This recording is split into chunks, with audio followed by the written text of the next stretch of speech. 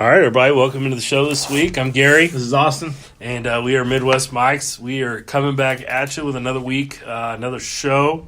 Had some great feedback on last week's show. Randy Withers talked about some high school sports here in Kansas City and some athletes getting recruited. North Kansas City did win again. He talked about a couple of those guys.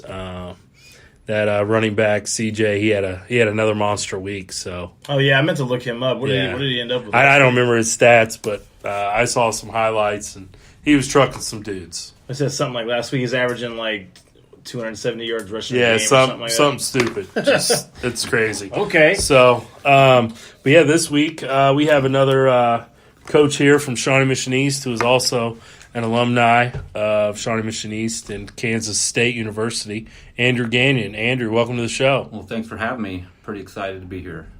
All right. And I'm going to call you Gagnon because I can't call you by your first name. What everybody calls me. It's all good. It's just weird, you know. Of course, it should be Coach Gagnon now. I know. Should be. But, you know, we'll go with it. So, we'll start off talking a little college football. Like I said, you're a Kansas State alum, so I know you follow them pretty closely.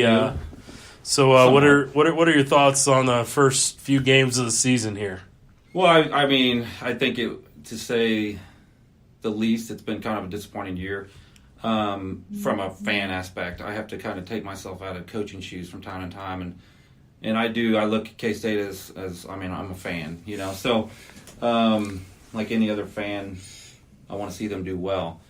I'm really proud of how the players play. I think this last game, Baylor, I thought they played really well. I thought it was fun to kind of see Alex Barnes kind of step out really actually get some meaningful runs and actually make himself kind of a leading force. I think he's like third overall in rushing now in the Big 12, so that's pretty cool. And then to actually see Skylar Thompson get some meaningful reps where he can stay in long enough to kind of get on a rhythm, and I think it's hard. I mean, so you play Delton so much, and it's like you got to let one play or the other. I'm not a huge fan of this 2-quarterback system. I think Skylar Thompson is kind of the guy at this point, and it's just let him go. If he does it, he's great. If he doesn't, then I mean, I don't know how else to look at it, So yeah. We've talked actually on the show a lot about teams that try that 2-quarterback system, and I mean I'm not a fan either. I don't feel like it works. I think you need to have a leader for your team, and that needs to be one guy. Yeah. One voice for the players to look to. Obviously they look to their coaches and the head coach, but kind of that player leader. It needs to be that guy. And I think obviously competition is good. But at some point, it's going to just create animosity. I think it's like at some point you got to decide, and go with that, and you still have that competition in practice, and it still can have like that backup knows that at some point he's going to get his time. So I don't know, obviously I don't like second guessing Coach Bill Snyder, but as my friends would tell you, I do it all the time. So it's all good. Yeah, I mean. And, it is hard, too, sometimes to kind of step out of the realm as a coach and sit down and watch a football game as a fan, just because we see it through different eyes. Yeah. It's especially if they're running a system, maybe that you're more familiar with. Like I know after when we were running the flex bone a lot, if I'd watch like an Army or a Navy game, I understood more of what was going on because I understood, kind of what we did. And not that our system was as complex as theirs, but right. I mean, you can see it and see some things like, oh, that's how we try to block that, or right. And I think the biggest thing for me is like, last year, and I don't know if you guys hang out with K-State fans a lot. I know you're an Iowa guy. Yeah, I'm an Iowa guy. He's a Missouri guy. Yeah, Missouri. My wife's a K-State fan, so yeah. But like even last year, we all wanted Dimmel. Like that was the thing. Like fire Dimmel. And he ended up taking that job, and we were like, oh, things might change, and then it comes this year, and it's the exact same stuff, it's, playing quarterback runs and putting your guys in position and third and short, you're going to get like a planned quarterback run, and it's just very predictable. It's still predictable, so I'm like, man, so we obviously wasn't Dimmel, what I mean? So then you start looking otherwise, and I guess this week and this past week, the first time I've really thought that Coach Snyder and where I felt like something was wrong was he's getting awfully defensive about this whole quarterback thing, and where he just is kind of obvious that like he has something for Skylar Thompson, and I don't know. Like I said, I'm speaking as a fan, so Yeah. That's just my perspective on it, and I feel like if you're that way, the players are picking up on it. And, obviously something's kind of going on. I obviously want them to do well. I think Oklahoma State, they have a really good shot this week. I think they're only down. I mean, they're in a deficit of 7 points. I think Oklahoma State's favored by 7, which to my mind is a winnable game, especially in college football. Oh, yeah. Yeah. Where's that game at? I think it's down in Stillwater. Yeah. I'd say that, watching some K-State this year, it feels like the offense is very, can be very unimaginative, like you said, predictable. Yeah. 3rd and 3, we're going quarterback power. No matter how many guys are in the box, they're not checking out of it. Like they're just going to do it. I see. I've seen some good teams do that too. Even just like Stanford does it every once in a while, where it'll be 3rd and 4.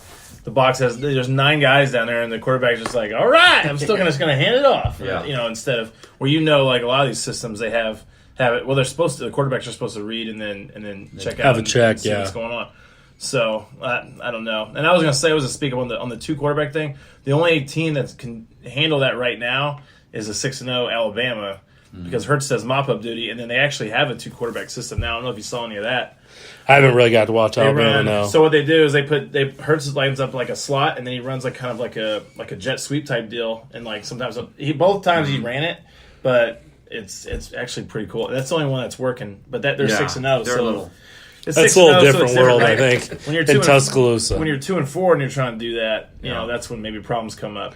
But yeah, I mean, winning cures all. Yeah, when you're winning, you're like, it's perfect. So here my thought on it is, you got Alabama and you got Oklahoma and you got Texas that are what you would consider top tier, and I want us to go from middle to every once in a while having a really good season to being a top tier. And you see a team like Oklahoma, and they just got beat by Texas late, which they threw up a lot of points there at the end. They dang it won it, right? Yeah. But it's like what they do. They just they're like, we got to go a different direction because we're not a top tier team right now. You know what I mean? And I feel like we get into this kind of stigma of like, well, we need to just be happy where we are, and I don't like that. And I feel like Snyder. I have all the love in the world for Snyder because he brought us from nothing to something. You know what I mean? And it's almost like be careful what you wish for, because if you want him to kind of step aside, then who do you get? Right. And it's like, I don't want to, I don't know. Yeah, you definitely you don't want to downgrade, but at the same time, you're like, man, this he's just not getting it done now. I don't want to see him being, and I don't think his legacy it speaks for itself. Oh, absolutely. And he's not going to be tarnished or anything. I just don't want him to see him get into this point where he's getting so frustrated, and he's like, I don't know, and it's just like it's not good for him. It's not good for us. Where he's blowing up at press conferences. Yeah, and I don't. Like that. Yeah. I don't want to see that either. So. I want to see. He's always been a classy coach, and I just want to see him to continue to be that guy and lead that program. And he, like you said, his legacy is untarnished.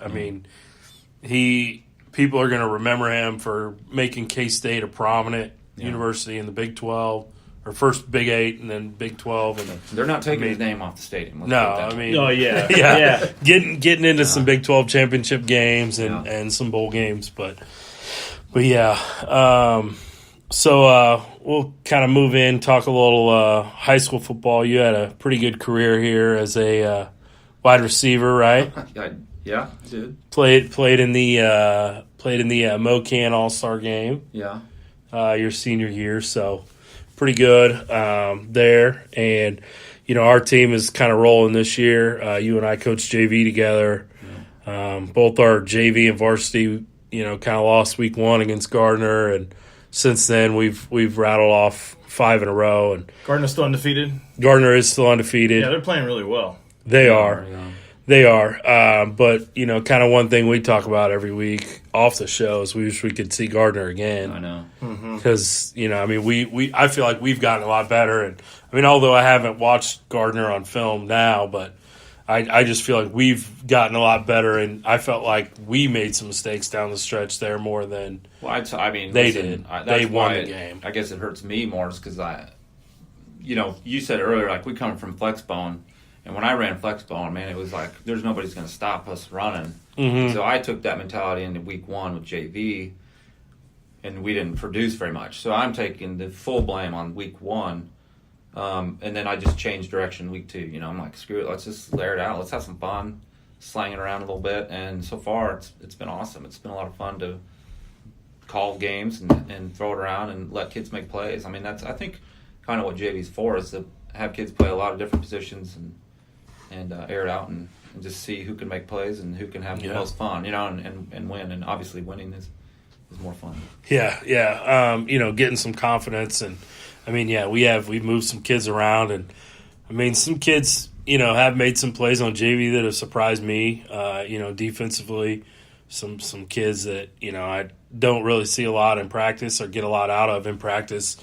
Step up and make some plays, and I mean, even some guys. We've had some guys make some really good catches. That have surprised me on JV. But I mean, the biggest surprise, we both, the quarterback for JV, Ryan Boland, we both were there when he was a freshman, and he kind of struggled in the Flexbone system, and with his passing. And I mean, since week 2, since you kind of opened him up, I mean, he's really improved. He's had some huge games. Yeah, I mean, he makes some good throws. He does. I mean, we got really, it's kind of, I mean, I hate to make the comparison, but it's like, it's like Mahomes. He's really good.